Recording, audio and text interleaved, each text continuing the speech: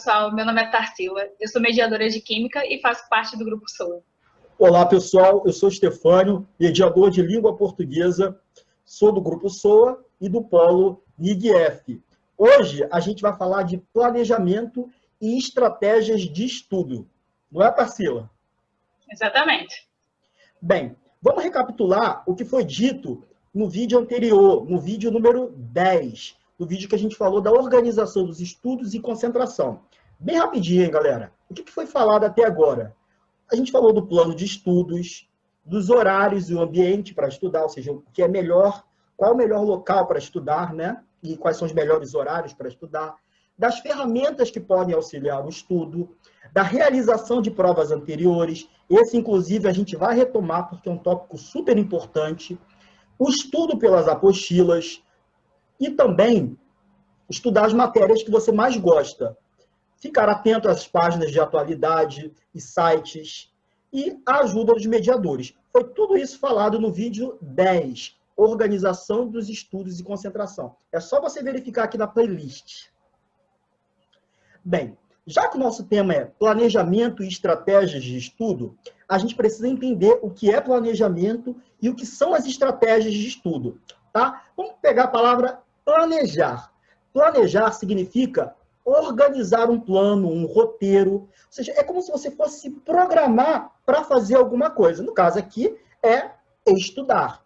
Certinho? E o que são as estratégias? As estratégias são meios, né, uma forma que a gente busca para facilitar a nossa aprendizagem de um determinado conteúdo que a gente pretende estudar. Certo? Então, planejar é programar alguma coisa, organizar um roteiro, e estratégias são meios que facilitam uma determinada ação. No caso aqui, o estudo.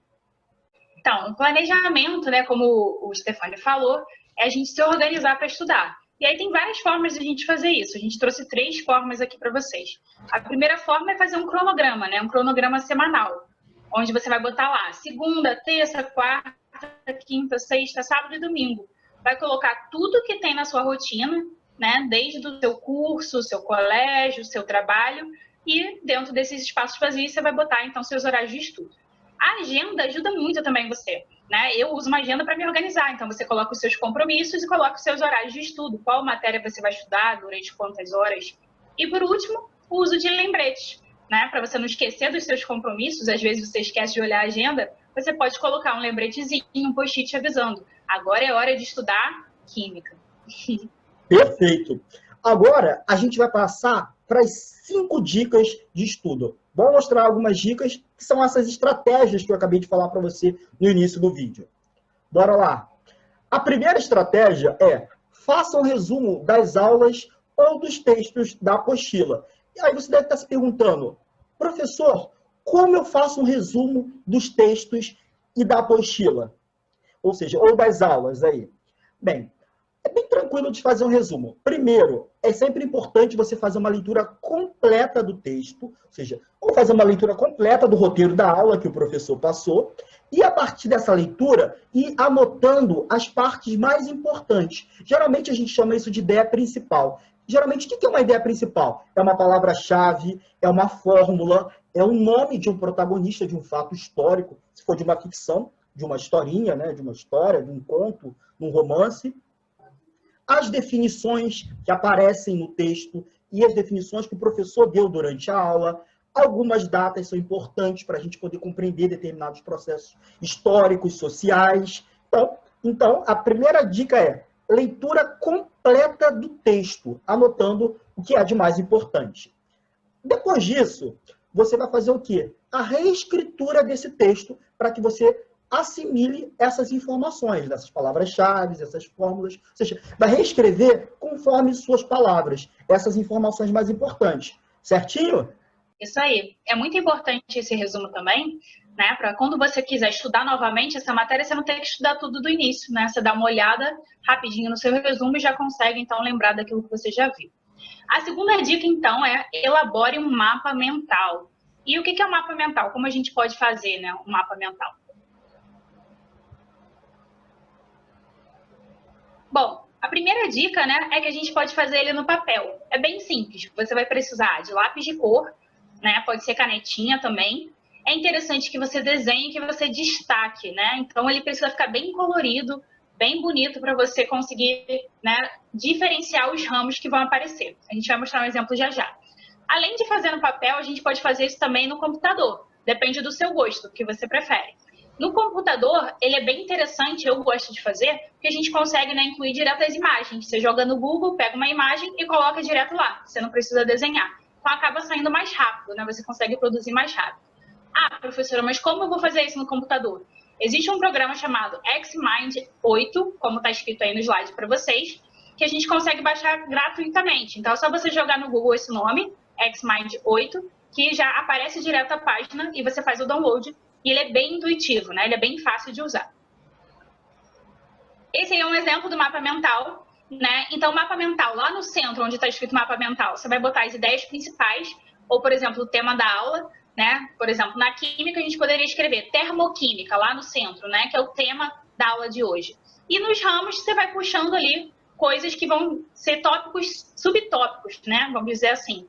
E, como eu falei, né? Você pode desenhar ou botar imagens. Você está vendo aí que aparece ali um livro, né? Uma pessoa com uma lupa. Você pode adicionar imagens que te lembrem aquele tópico, né? Então, por exemplo, exotérmico. Você pode botar alguma coisa com prefixo ex, que te lembre esse prefixo ex, certo? Então, você vai fazendo essa distribuição e colocando imagens para associar. Então, é uma coisa bem visual. Por isso que é bem legal você usar lápis colorido, porque quando você olha, você já consegue já identificar. É uma espécie de resumo mais bonito, né? Perfeito, Tarsila. É bem interessante mesmo, ou seja, é um passo adiante do resumo. Certo, galera? Terceira dica, Tarsila. E a terceira dica é monte flashcards. O que são flashcards? São cartões de pergunta e resposta, né? E como é que a gente pode fazer? Eu adoro usar flashcards para estudar, né? Então, eu botei aqui uma dica de como a gente pode fazer isso em casa de forma simples. Qual é o primeiro passo? Primeiro passo, você vai pegar uma folha de papel ofício, né? E vai cortar em 8 pedaços. Né? Você pode cortar maior ou menor, eu acho em 8 o tamanho ideal. Quando você cortar em 8, você vai ter mais ou menos cartões desse tamanhozinho assim. Beleza, e o que você vai fazer? Na parte da frente, você vai escrever a pergunta, né? E na parte de trás, você vai colocar a resposta.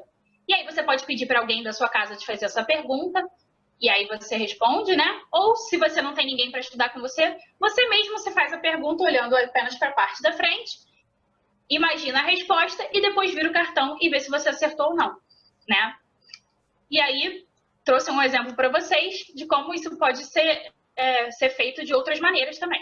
Bom, vocês vão ver que papéis coloridos vão ajudar. Então, por exemplo, vocês que têm que estudar várias disciplinas, história, geografia, matemática, você pode pegar um papel ofício rosa para história, um papel ofício azul para química, né? Então, isso também vai ajudar em separar em grupos de disciplina. Uma outra forma é você usar uns cartões que já vendem prontos, né? Só que eles são mais caros. Eu prefiro usar a folha de ofício, que é mais simples, né? Você mesmo corta e faz o cartão. Mas já existem os cartões prontinhos para fazer esse tipo de coisa. E por último, para quem gosta de coisas de tecnologia, existem também alguns aplicativos no qual você monta esse flashcard, né? Então, o aplicativo ele faz exatamente como vai aparecer o exemplo para vocês. Você escreve na frente a pergunta, ali, ó, o que é, por exemplo, a pergunta seria, o que é metacognição, né? E na parte de trás tem a resposta. Então, o próprio aplicativo ele já faz isso. Você consegue criar a sua própria pergunta e colocar a sua própria resposta. Quarta dica, Tarsila. Quarta dica, faça sessões de estudo. Isso é muito interessante. Gente, eu adoro estudar sobre o que é o estudo, né? E a maioria dos estudos mostram pra gente que você estudar muito tempo direto a mesma matéria torna isso muito cansativo. Então, você passa 4 horas seguidas estudando matemática, você fica muito cansado. Por quê? O ideal, então, o que os especialistas falam? É que vocês façam sessões de estudos de 25 a 50 minutos. Existe um método de estudo chamado método Pomodoro mesmo, né? Um nome italiano, assim como o molho Pomodoro, né? E o método Pomodoro diz que a gente tem a capacidade de se concentrar de 25 minutos. Né? Então, ele propõe que você estude 25 minutos uma matéria e depois vá para uma outra matéria. Por quê? Áreas diferentes do seu cérebro, elas são ativadas quando você estuda matérias diferentes. Então, uma área do seu cérebro é ativada quando você está estudando história, outra quando você está estudando matemática. Então, por isso é interessante que você fique trocando as disciplinas. né? Então, você vai fazer uma sessão de estudo de 25 a 50 minutos, vai descansar 5 minutos entre elas, né? Sempre trocando as disciplinas a cada sessão, como eu falei. E é muito importante que quando você estiver fazendo essas sessões de estudo, né, você faça um estudo ativo. Ou seja, você vai anotando, fazendo resumo, né, que foi o que a gente já falou. Ou então, se você está assistindo uma videoaula, você já vai montando um mapa mental, ou fazendo as anotações, marcando o que é principal. Né? Então, esse estudo ativo é isso, é você participar, você anotar, você não ficar apenas assistindo a videoaula, porque senão você perde a sua atenção. Também é interessante fazer questões aí ao final de cada um desses ciclos, certo, galera? Sim. Bem, a dica 5 é realização de provas anteriores e simulados. Cara, isso é de suma importância, certo? Como é que eu faço provas anteriores e simulados? Bem, a gente já colocou aqui para vocês o passo a passo disso. Primeiro, vá ao site da banca que você vai prestar prova. Se você for prestar para a UERJ, você vai no site da UERJ e buscar ali as provas anteriores da UERJ. Do Enem, você vai ao site do Enem e busca as provas anteriores do Enem. Do CEDERJ, você vai ao site do CEDERJ e busca as provas anteriores. É interessante você separar as provas dos últimos 5 anos, ou seja, esses 5 anos anteriores, porque são as provas mais recentes e são as provas com os conteúdos que tendem a aparecer, né, dentro daquele período ali de 5 anos. Então, você vai pegar depois, anotar os conteúdos mais cobrados, né? Refaça essas questões. É sempre interessante assimilar, porque às vezes uma questão é parecida com a do ano anterior, tá? Feito isso, você vai observar o que você acertou e o que você não acertou. O que você teve dificuldade e o que você não teve dificuldade. Bem, a que você teve dificuldade ou não acertou, você vai estudar novamente e, claro, vai pedir ajuda aos nossos colegas mediadores aí do seu polo. Bem, algumas dicas para você tentar, ou seja, faça simulados sempre, especialmente os que a gente oferece aqui no PVS. O pessoal de língua estrangeira, então, oferece simulado sempre para vocês. Reassista os vídeos anteriores das matérias, né? Principalmente daquelas que você teve dificuldade e daquelas questões que você errou. Perfeito? E organize as anotações por disciplinas, separe. É essencial a organização, gente. Os destaques coloridos que a Tarsila comentou, tudo isso ajuda a gente a assimilar a informação que a gente está estudando. Certinho, galera? Então, é isso. Fechou por hoje, não é, Tarsila?